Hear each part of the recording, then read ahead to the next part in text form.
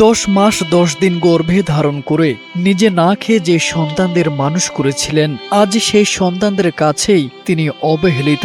শেষ জীবনে মায়ের একমাত্র আক্ষেপ, মৃত্যুর পর ছেলেরা আদৌ তাকে দাফন করবে কিনা সেই বিশ্বাসটুকু আর নেই। তাই বেঁচে থাকতেই নিজের ভাঙ্গা ঘরের পাশেই নিজের কবর নিজ হাতে খুঁড়ে রেখেছেন 70 বছর বয়সী অসহায় মা আয়েশা বেগম। কান্নাজড়িত কণ্ঠে আয়েশা বেগম বলেন, বেঁচে থাকতে যখন খোঁজে নেয় না, মরে গেলে নেবে কেন?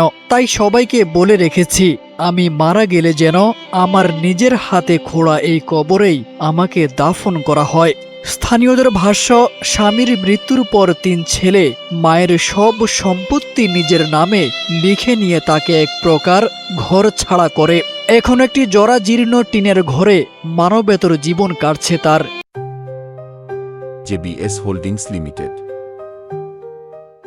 নেই বিদ্যুৎ, বৃষ্টিতে চুয়ে পড়ে পানি, দুবেলা খাবারও জোটে প্রতিবেশীদের সহায়তায়। ঠাকুরগাঁও জেলার ভুল্লি উপজেলার বড়বাড়িয়া গ্রামের এই হৃদয় বিদারক ঘটনা যেন পুরো সমাজের বিবেককে প্রশ্নের মুখে দাঁড় করিয়েছে।